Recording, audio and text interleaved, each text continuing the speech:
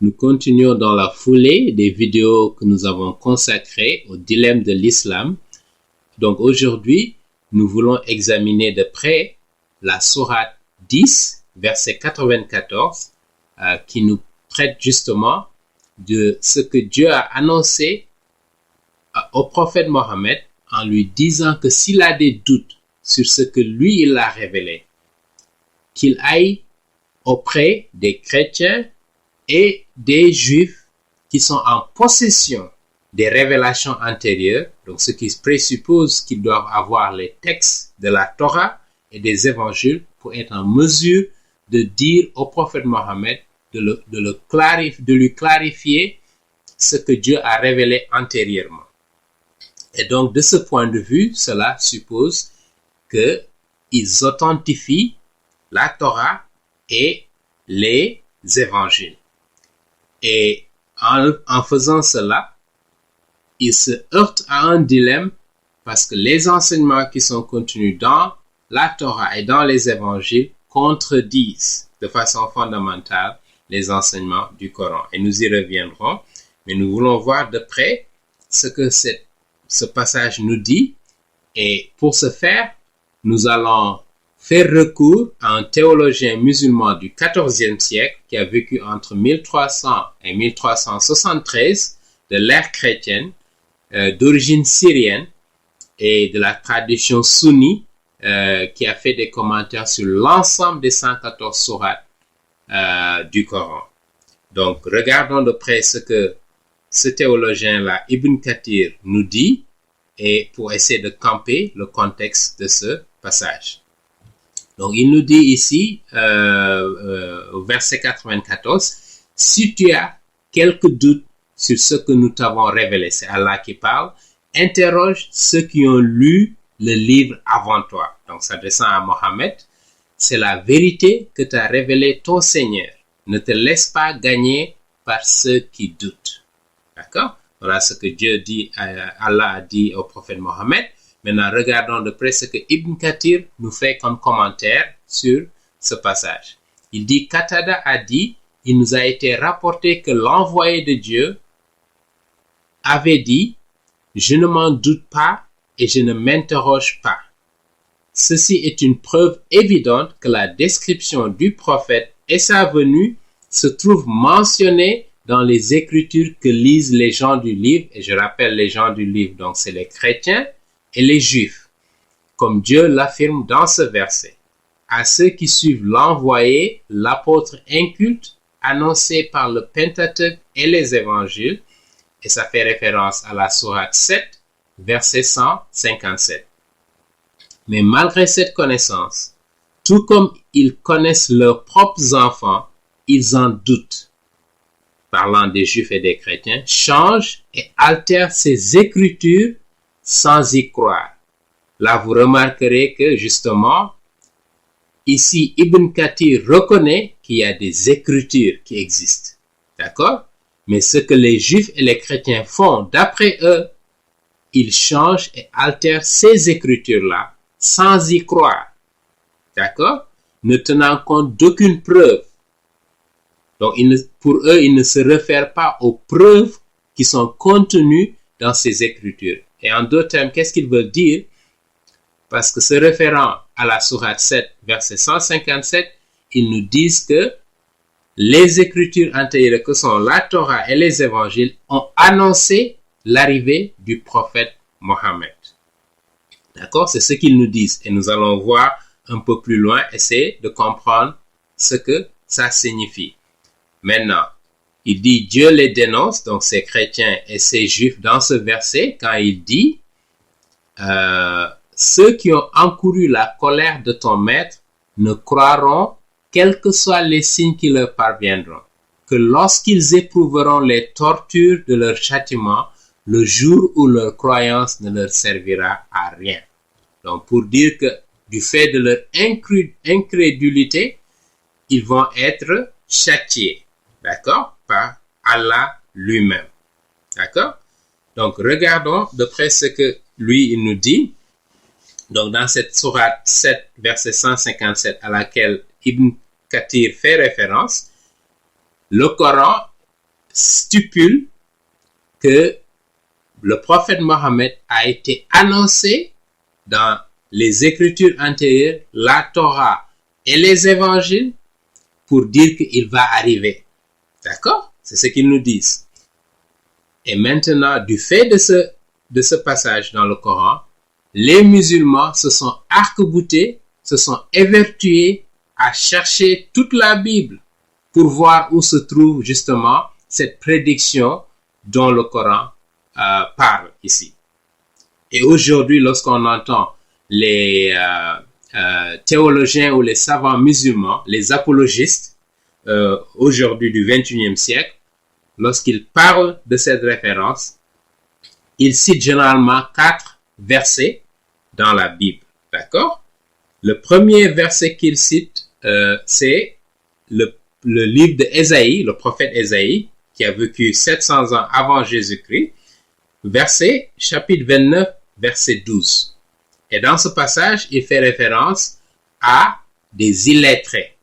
Et comme le prophète Mohammed était illettré, ils ont dit voilà, donc ça parle du prophète Mohammed.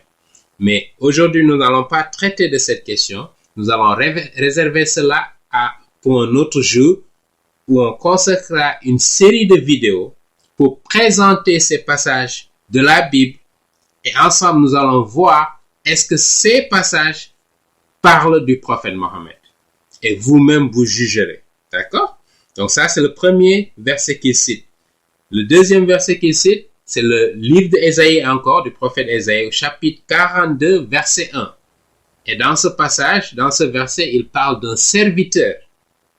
Et eux, ils disent que justement, ce serviteur décrit exactement le prophète Mohammed. D'accord? Nous allons voir ça de près. Et je rappelle au passage que les musulmans aujourd'hui, dans tout le Coran, aucune référence n'est faite à des livres de l'Ancien Testament à part la Torah, parce que toutes les références qu'ils font dans le Coran parlent de la Torah, qui sont les 5 premiers livres de Moïse. Et je rappelle que l'Ancien Testament comprend non seulement la Torah, mais 34 autres livres. Parce qu'au total, nous avons 39 livres dans l'Ancien Testament. Mais le Coran ne fait jamais référence à l'ensemble de ces livres. Nous parle seulement de la Torah et le prophète Ésaïe n'est pas dans la Torah. Donc ça pose problème pour les musulmans qui utilisent ça comme référence. Ça, c'est un. Et il donne également comme référence pour dire que ça prédit l'avènement du prophète Mohammed, les cantiques de Salomon. Encore une fois, les cantiques de Salomon ne font pas partie de la Torah. Ils sont dans l'Ancien Testament, mais ils ne font pas partie de la Torah. Mais tout de même, nous allons examiner ça de près pour vous montrer que ce que ces passages signifient n'ont rien à voir avec le prophète Mohammed. Donc, Cantique de Salomon, chapitre 5, verset 16. Et là, les musulmans nous disent que le nom du prophète Mohammed même est inscrit dans ce passage. Nous allons voir ça de près. Et le dernier passage qu'il cite, qui se trouve dans le Nouveau Testament, et c'est le seul justement passage qui est dans les évangiles, auquel fait référence le Coran justement. Partout où le Coran fait référence aux écrits antérieurs, il parle de la Torah et il parle des évangiles. Mais encore une fois, les évangiles, s'il n'y a que 4 livres, alors que le Nouveau Testament contient 27 livres. Donc il y a 23 livres qu'il ne cite pas. D'accord? Et le passage donc de l'évangile de Saint Jean au chapitre 16 du moins, verset 7, qui nous parle de l'Esprit Saint. Jésus-Christ, en s'adressant à ses disciples, quand il leur disait qu'il va partir, il leur a promis qu'il va leur envoyer l'Esprit Saint. Et donc l'Esprit Saint, lorsqu'il va venir, il est celui qu'on appelle le Paraclet. Maintenant, les musulmans utilisent ce passage pour dire que Paraclet, justement, ça fait référence au prophète Mohammed, et ils font toute une contorsion de langage en arabe pour remplacer Paraclet par un autre terme et dire que ça correspond au prophète Mohammed. Comme ça leur permet de dire que la sourate 7, verset 157 est accomplie. C'est réalisé parce que ça a été annoncé par Dieu et voilà que ça confirme que le prophète Mohammed devait venir et il était mentionné dans la Bible. Et ça pose un problème pour l'islam. Parce que vous ne pouvez pas utiliser cet argument pour dire que c'est une preuve, d'accord? Le fait que Mohammed n'a pas douté des révélations antérieures, lui-même il le dit, et la preuve qu'il trouve, c'est ces passages de la Bible qui font référence à l'avènement du prophète Mohammed. Donc pour résumer, le Coran ici affirme dans la sourate 10, verset 94, pour dire au prophète Mohammed, si vous avez des doutes concernant les révélations antérieures, la Torah et les évangiles, interrogez, demandez les juifs et les chrétiens, parce qu'ils ont ces livres, ils sont en possession de ces livres, donc qui montrent qu'ils reconnaissaient que ces écritures existaient. D'accord? Par contre, l'argument que ça a été altéré, ça c'est un argument qu'on peut examiner pour voir. Et encore une fois, comme je l'ai dit et répété, nous allons consacrer une série de vidéos pour prouver que les textes bibliques de la Torah et des évangiles au 7e siècle, au temps du prophète Mohammed, sont exactement les mêmes que nous avons en 2021 et c'était exactement les mêmes avant que le prophète Mohammed arrive, ce qui montre que ça n'a pas changé. Et cela pose un dilemme fondamental pour l'islam. Parce que vous ne pouvez pas affirmer que les textes existent et dire que ça confirme ce que le prophète Mohammed a reçu comme révélation, alors que lorsqu'on regarde le Coran et lorsqu'on regarde les enseignements de la Bible, on voit les contradictions telles que vous ne pouvez pas associer d'autres divinités à Allah, alors que le Dieu de la Bible est un Dieu trinitaire. Un seul Dieu, parce que nous ne croyons pas, nous ne sommes pas polythéistes, nous sommes monothéistes, je le rappelle, mais nous avons un Dieu qui est constitué de 3 personnes. D'accord?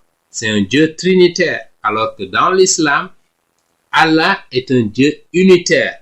C'est une seule personne. D'accord? Et donc ça, c'est une différence fondamentale. La Bible affirme également de l'Ancien Testament au Nouveau Testament que Jésus-Christ a été crucifié, mort et ressuscité. D'accord? Et il est monté au ciel.